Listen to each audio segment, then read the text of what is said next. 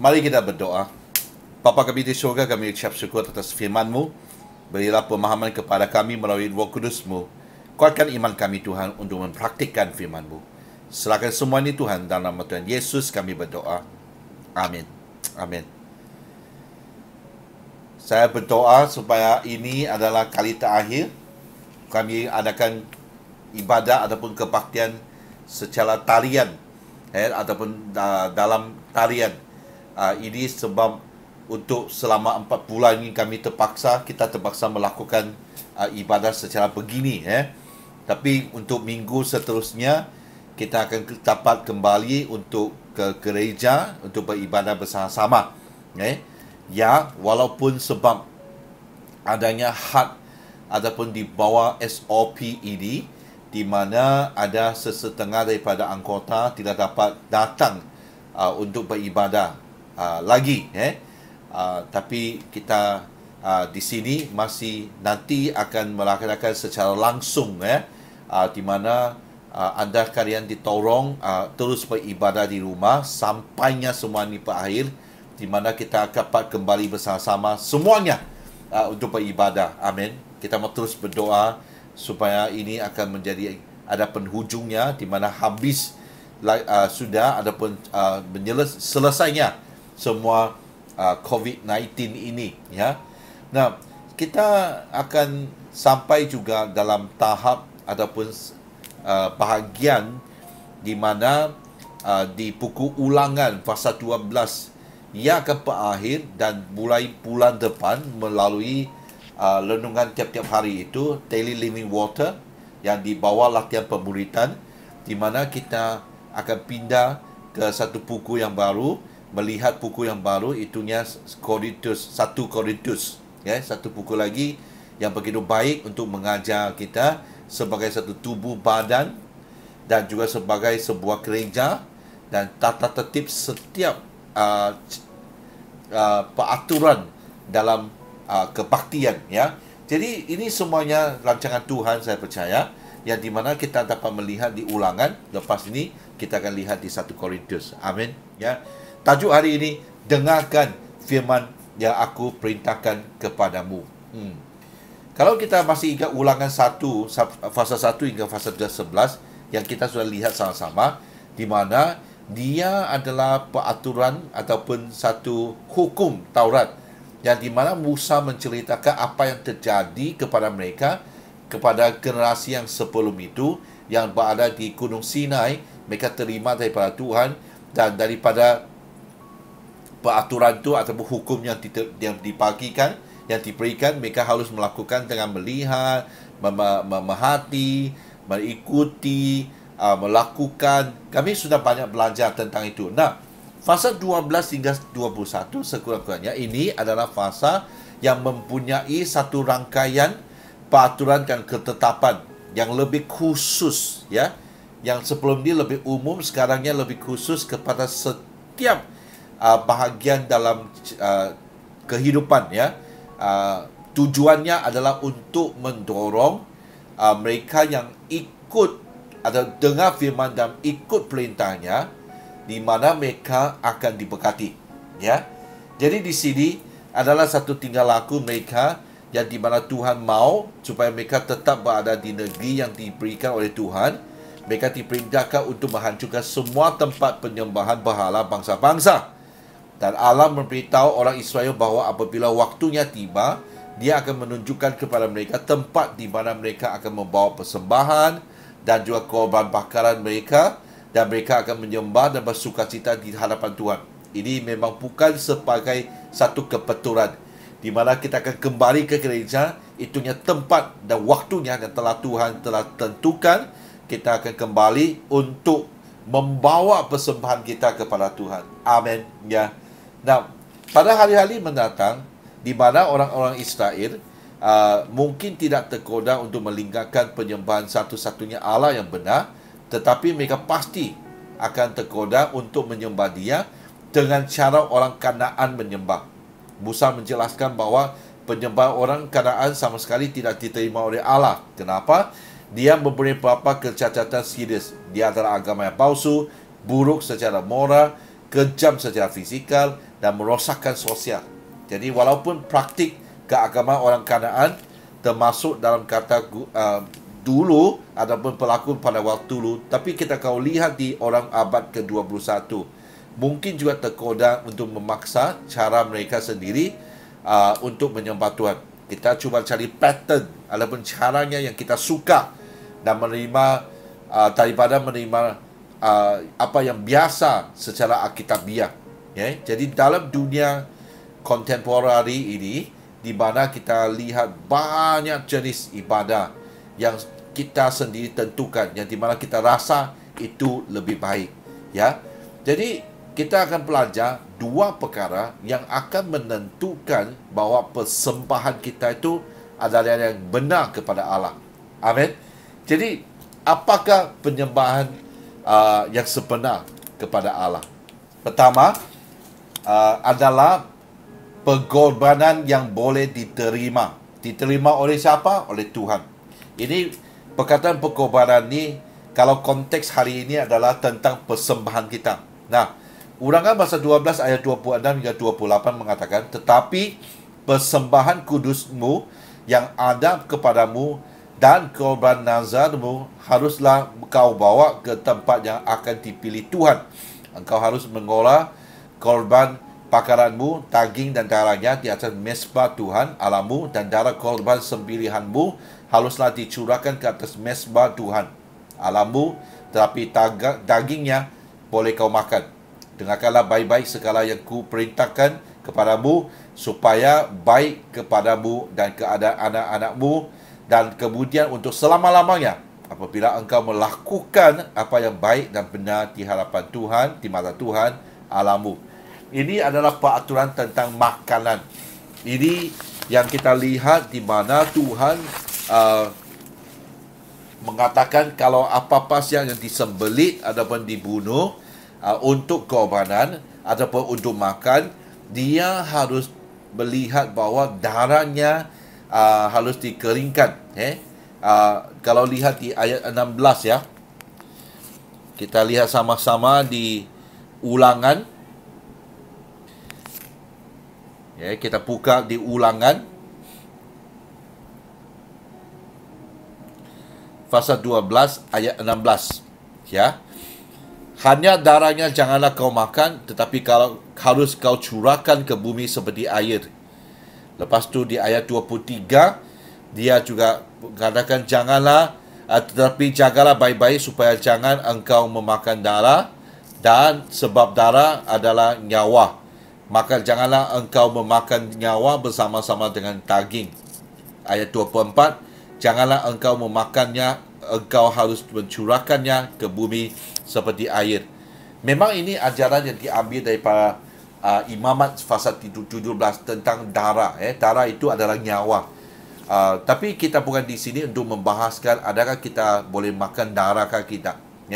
Darah seperti orang Cina ada buat itu seperti itu Yong Tau Fu. Dia juga ada darah yang merah tu. Itu dibuat oleh darah, dibekukan. Macam orang bilang itu blood cake. Jadi ya memang enak. Tapi kita di sini bukannya isu membahaskan adakah kita boleh makan itu kan tidak. Ya, memang dulu kalau saya sebelum Kristen saya makan tu. Tapi lepas Kristen mama bilang jangan makan darah sebab darah itu adalah nyawa. Apa yang Yesus Allah katakan di sini adalah melalui peraturan tentang makanan. Orang Israel secara tradisinya kebiasaan adalah setiap kali mereka menyembelih binatang yang boleh makan, mereka harus mengeringkan ataupun biar darahnya sampai kering, dan darahnya itu harus dicurahkan kembali kepada tanah. Itulah sebab orang Israel, orang Yahudi jarang makan daging. Mereka bukan biasa makan daging. Pertama, daging itu mahal dan prosesnya untuk mengkeringkannya sangat menyusahkan. Jadi itunya sebab kalau mereka telah diberi seperti sini, Allah mengatakan kau boleh makan di mana-mana saja yang kamu mau, tapi apakah korbanan kepada Tuhan itu harus dilakukan di bait Allah ataupun mezbah. Tapi di sini kalau kita lihat kembali, kenapa darah itu harus dicurahkan kembali ke tanah? itu adalah secara simbolik simbolik satu yang mewakili bahawa darah itu kepunyaan Allah, nyawa itu kepunyaan Allah. Tapi daging kita boleh makan. Maksudnya, apa yang diberi oleh Tuhan itu kita boleh makan, tapi bukan semuanya. Apa yang milik Tuhan harus kembali kepada Tuhan. Jadi konteksnya untuk lihat sini sebagai persembahan, itunya adalah Tuhan memberkati kita dengan banyak sekali, dengan berkelimpahan, tapi kita tidak boleh menghabiskan semuanya. Ataupun kita memiliki, menjadikan miliknya sendiri. Kita harus kembalikan apa yang miliknya Tuhan. Kalau ini konteksnya yang dipercayai adalah konteks tentang perpuluhan. Kita puji Tuhan sebab Tuhan hanya minta 10% untuk dikembalikan. Bukan dia mau, tapi itunya yang menjadi milik kepada Tuhan. Jadi, dia telah memberikan kita 90% untuk kita pakai sesuka hati, tapi 10% perpuluhan itu harus kembali kepada Tuhan. Amin. Itu menandakan caranya kita mengucap syukur kepada Tuhan.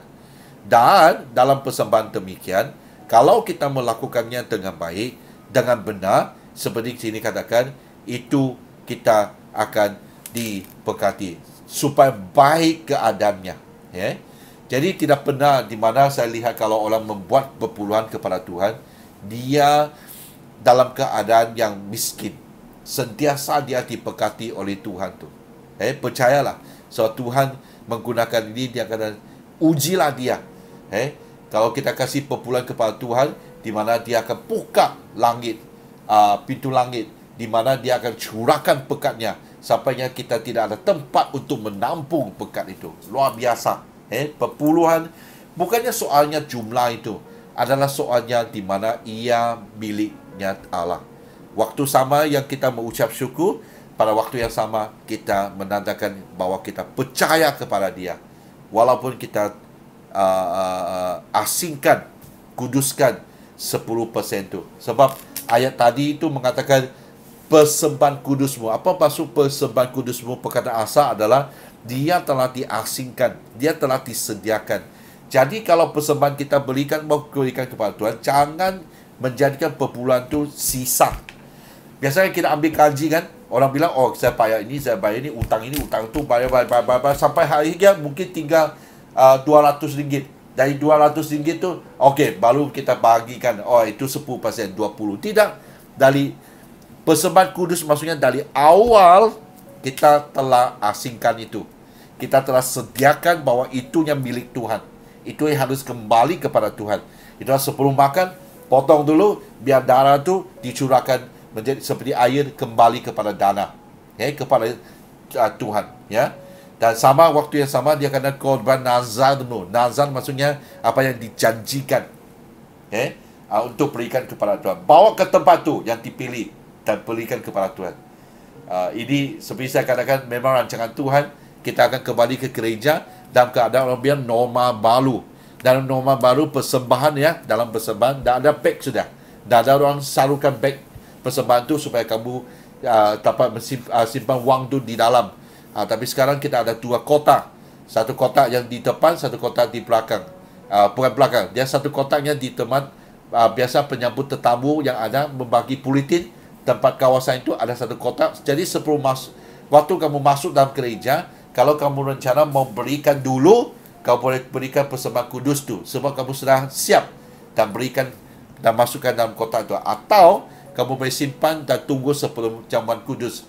Sebelum menerima jamuan kudus, kamu boleh simpan juga persembahan itu di sana. Di mana satu kotak dekat kepada tempatnya sentiasa kita terima jamuan kudus tu. Jadi ini adalah satu norma yang baru untuk kita memberi persembahan. Di mana kita harus siap, harus kuduskan itu, harus asingkan persembahan itu. Jangan seperti Perjanjian Baru mengatakan waktu Yesus melihat 2 orang itu, satu orang kaya, satu orang janda yang miskin. Yang bukan miskin dia kurang daripada orang kaya tu. Apa yang orang kaya tu beri adalah sisanya. Mungkin biasa kita hari ini kadang-kadang persembahan, kalau kita tidak kuduskan, tidak sediakan, kita cek dulu, tengok ada kan? Oh ada RM1 saya bagi. Ataupun di kereta kadang-kadang lihat kita korek sana, korek sini, mungkin ada RM2 tu, RM2.20 begitu. Sen yang ada tu. Kalau kita memberi persembahan kepada Tuhan seperti sini katakan, asingkan tu dengan baik-baik. Siapkan dulu di rumah. Dengan baik-baik kita simpan dalam kotak persembahan tu. Berikan kepada Tuhan. Amin. Lihat di 2 Samuel. 2 Samuel pasal 24. Lalu berkatalah Araunah kepada Daud, baiklah tuanku, raja mengambilnya dan mempersembahkan apa yang dipandangnya baik. Lihatlah, itu ada lembu-lembu untuk korban bakaran dan eratan pengirik dan alat perkakas lembu untuk kayu bakar. Semuanya ini, ya raja, diberikan Araunah kepada raja. Araunah berkata pula kepada raja, kiranya Tuhan Allahmu berkenan kepadamu. Tapi perkataan raja Daud kepada Araunah, bukan begitu, melainkan aku mau membelinya daripadamu dengan membayar harganya. Sebab aku tidak mau mempersembahkan kepada Tuhan Allahku korban pangganan dengan tidak membayar apa-apa. Ya, cost me nothing. Jadi waktu kita memberi kepada Tuhan, baik kalau kita sakit. Kita jangan memberi sesuatu yang tidak merasa apa-apa pun. Itu sisa lah. Sebab sisa kan, memang tidak mau punya. Kita korek-korek dan bagi kepada. Jangan bagi kepada Tuhan begitu. Kita harus membagi kepada Tuhan perpuluhan tu. Di mana yang telah siap. Di mana kita rasa baik kita sakit. Itulah kalau orang dia bilang, oh ya Raymond kalau dia faham lah, kalau gaji rendah tu, mereka dia perasan tu, perpuluhan mereka mungkin 100-200 ringgit ya. Wah, kami ini untung 1 juta. Perpuluhan kita tu mau bayar 100,000. Ya. Sebab itu ya yang akan kamu rasa. Yang dimana kita tahu bahwa tidak ada korbanan yang tidak membayar apa-apa punya. Harusnya merasa sesuatu. Cost me something. Don't give don't give God what cost us nothing. Dia harus membayar sesuatu kepada Tuhan. Amin. Inilah sikap yang kita harus ada untuk melihat kepada Tuhan. Ya, jangan ambil sejak apa yang diberi Tuhan kita ambil dan makan semuanya. Kembalikan apakah yang milik Tuhan. Filipi pasal 4 ayat 18. Kini aku telah menerima semua yang perlu daripadamu, malahan lebih daripada itu. Aku berkelimpahan kerana aku telah menerima kirimanmu dari Epaphroditus, sesuatu persembahan yang harum. Suatu korban yang disukai dan yang berkenan kepada Allah. Amin. Okay. Persembahan yang harum, macam barbecue, ataupun orang jual sate tu kecum. Ini persembahan kita adalah persembahan yang harum. Adakah itu satu aroma yang wangi akan sampai ke langit, ke syurga, di mana Tuhan dia dapat merasakan haruman itu, dan juga korban yang disukai, yang berkenan, yang membuat dia happy sebab umatnya telah memberikan persembahan yang diterima, adapun korbanan yang diterima olehnya. Kita hari ini puji Tuhan ya, kita tidak seperti dulu mau bawa korban sembelihan. Kalau bawa korban bersembelihan, tugasku berkhotbah, saya sembilit binatang tiap-tiap minggu. Sudah penat. Jadi pro orang bilang. Tapi di sini Tuhan telah menggunakan cara yang lain untuk memberkati kita. Dia membagi rezeki kepada kita. Dari itu kita harus kembalikan apa yang miliknya Tuhan. Amin. Sekurang-kurangnya dari wang yang kita ada, itunya perpuluhan. Kenapa saya pakai wang? Saya hanya bercakap tentang wang, bukankah yang lain? Sebab wang itu yang paling umum yang boleh kita terima. Amin. Belajarlah. Saya bukannya seperti Tuhan, tapi saya boleh janji di mana orang yang membagi perpuluhan ataupun persembahan yang begitu, yang akhirnya menjadi satu persembahan yang harum, korban yang disukai, yang berkenan kepada Tuhan. Saya tidak pernah melihat orang yang demikian sentiasa dalam keadaan yang tidak cukup. Sentiasanya Tuhan pasti memberkati. Amin. Percayalah, sebab itu yang janji daripada Allah sendiri di Alkitab. Amin. Yang kedua adalah penyembahan yang boleh diterima. Okey. Ini soalnya sebab mereka masuk ke sana, mereka tergoda. Walaupun semua penyembahan itu telah hilang, mungkin mereka rasa akan hilang sebab orang-orang Kanaan telah dimusnahkan ataupun dihalau ataupun telah hilang. Tapi kodaannya untuk membuat gambaran-gambaran adapun pahala-pahala daripada Allah Tuhan yang palsu tetap ada. Okay? Mungkin dia kembali dalam satu, orang bilang, cara ataupun format yang lain. Okay?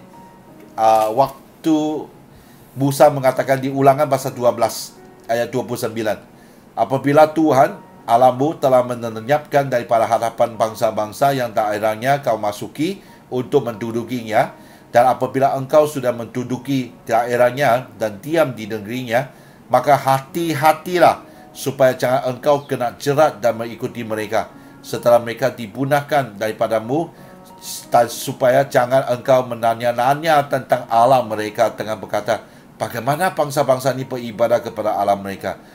Aku pun mau berlaku begitu. Jangan engkau membuat seperti itu terhadap Tuhan Allahmu, sebab segala yang menjadi kekejian bagi Tuhan, apa yang dibencinya, itulah yang dilakukan mereka bagi Allah mereka. Bahkan anak-anaknya lelaki dan anak-anaknya perempuan dibakar mereka dengan api bagi Allah mereka. Segala yang ku perintahkan kepadamu, harusnya kamu melakukan dengan setia, janganlah engkau menambahinya ataupun menguranginya. Ya, kenapa mereka mau tanya bagaimana caranya mereka menyembah bangsa-bangsa ini? Jadi mereka mau ikut caranya mereka itu. Sebab saya rasa mungkin mereka fikir cara yang mereka ada itu terlalu cerewet, orang bilang. Banyak mau melakukan, mau potong ini doa, potong ini, mau kasih ini dan mungkin caranya orang-orang asing ini, orang-orang Kanaan ini lebih senang, lebih seronok. Mereka tidak tahu itu jerat tu. Sebab akhirnya mungkin mereka tidak menyembah binatang, tapi mereka mengorbankan anak-anak laki dan anak-anak perempuan. Sangat serius tu. Hari ini apa yang kita lihat? Bagaimana kita digoda daripada dari cara-cara yang duniawi, yang dimana kita gunakan cara itu menyembah Allah kita yang benar. Lihat caranya penyembahan di gereja. Kadang-kadang bukankah kita cuba membandingkan cara penyembahan orang lain? Kita rasa penyembahan itu lebih baik.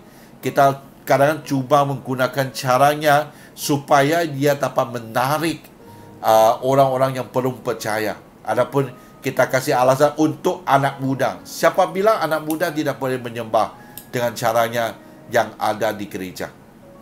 Adakah kita terpaksa ubah sampai akhirnya hanya dengan tujuan untuk menarik, menjadi adapun tarikan kepada anak-anak muda supaya mereka suka datang ke gereja? Jaga-jagalah, sebab itu mungkin menjerat musuh. Saya pernah ikut ibadah, ada pun kemah yang waktunya tahun 2000 dihantar dari St. Patrick, Tawau, mengikuti kemah muda-mudi di KL, di mana kemah muda-mudinya di salah satu hotel yang terbesar di KL. Wah, luar biasa. Tidur di bilik hotel untuk kemah muda-mudi. Makannya makanan hotel untuk kemah muda-mudi. 3 youth pastor yang dihantar, pastor muda-mudi yang dihantar ke sana. Waktu itu kami ini sudah sangat okey lah dengan caranya contemporary ini. Caranya agak modern sikit untuk membawa anak muda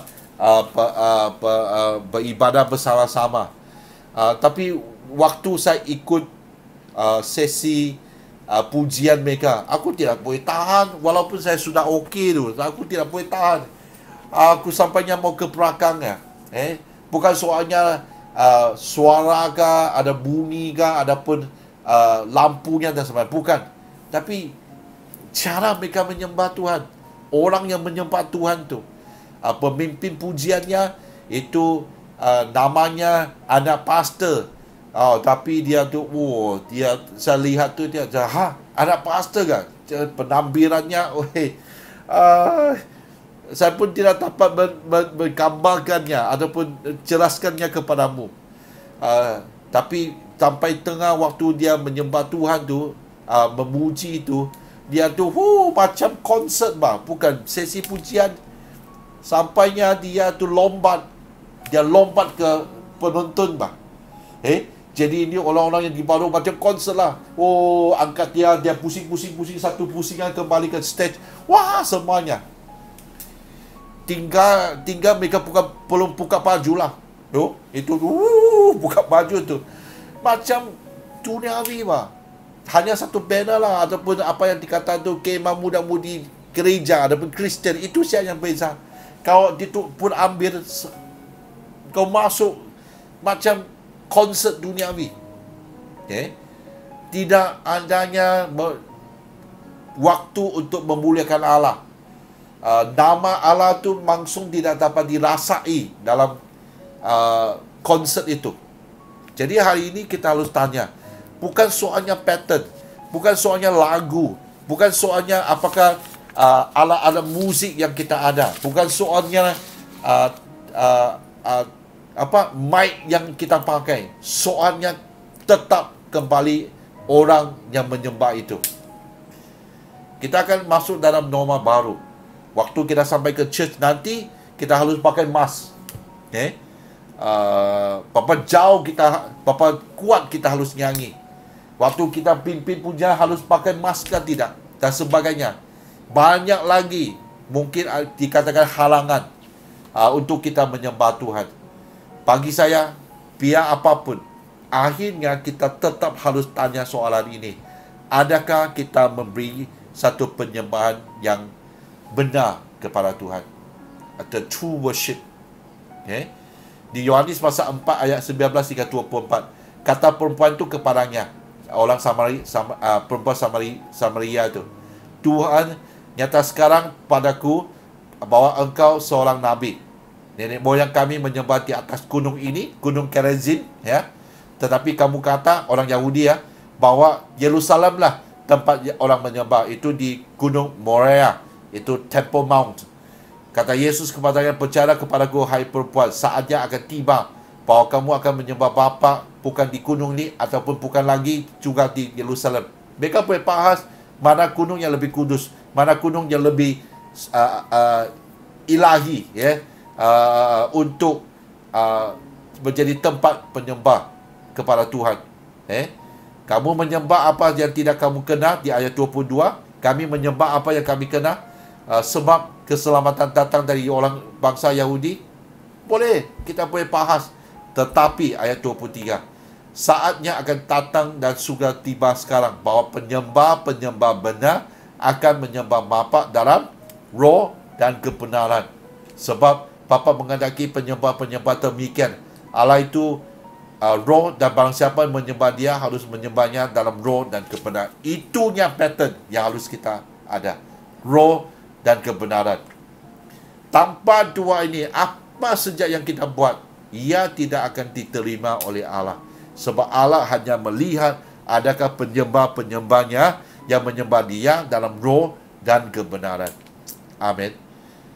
Baik sekali kalau kita boleh memajukan, boleh buat dengan alat-alat yang teknologi yang luar biasa, yang moden, lagu-lagu yang baru dan sebagainya. Bagus. Tetapi tetap kita harus tanya. Biar dia kontemporari ataupun secara tradisi. Kita harus tanya tetap satu soalan. Adakah Tuhan menerima penyembahan kita? Marilah kita siapkan diri dan doa kepada Tuhan supaya Tuhan akan ajar dan juga membetulkan cara kita menyembah Tuhan. Jangan mencari pattern sendiri, tapi cari patternnya Tuhan, di mana caranya Tuhan mau, apa yang Tuhan mau lihat adalah, apa yang Tuhan cari adalah roh dan kebenaran. Siapkan diri, waktunya kita akan kembali ke gereja. Kita akan lihat satu penyembahan yang akan berbeza dan luar biasa, di mana kita dapat menaikkan penyembahan begini. Bayangkan Tuhan menerimanya. dari pengorbanan, dari persembahan yang kita beri, dan juga penyembahan, cara kita ibadah, menyembah Tuhan. Kalau dua perkara ini diterima oleh Tuhan, tetap ada kebangkitan rohani akan terjadi. Amin. Siapkan diri untuk kembali ke gereja. Kita akan menyembah bersama-sama dengan cara yang betul, di mana apa yang dia beritahu, kita dengar baik-baik dan melakukannya dengan setia. Amin. Mari kita berdoa. Bapa kami di surga, kami ucap syukur atas berkat-Mu, di mana kami telah ada peluang selama beberapa bulan ini untuk menyembah, walaupun berada di rumah dengan keadaan yang berbeza daripada apa yang di gereja, tapi tetap kami boleh menyembah-Mu dengan roh dan kebenaran. Ajarlah kami supaya kami dapat melakukan yang lebih baik lagi. Waktunya kembali ke gereja minggu depan, kami akan dapat teruskan membagi ataupun persembahkan korbanan, adapun perpuluhan, adapun persembahan kami kepadamu, supaya Engkau akan menerimanya dan berkenan kepada Tuhan. Dan dalam penyembahan kami akan telah melakukan apa yang Engkau cari, itunya dari roh dan kebenaran. Serahkan semua ini Tuhan, berkatilah kami Tuhan, untuk kami tetap setia kepadamu. Apa saja yang Engkau telah perintahkan kepada kami, kami janji kami akan melakukannya, taatnya kepadanya, untuk melakukannya dalam kehidupan kami. Serahkan semua ini Tuhan, dalam nama Tuhan Yesus kami berdoa. Amin. Amin.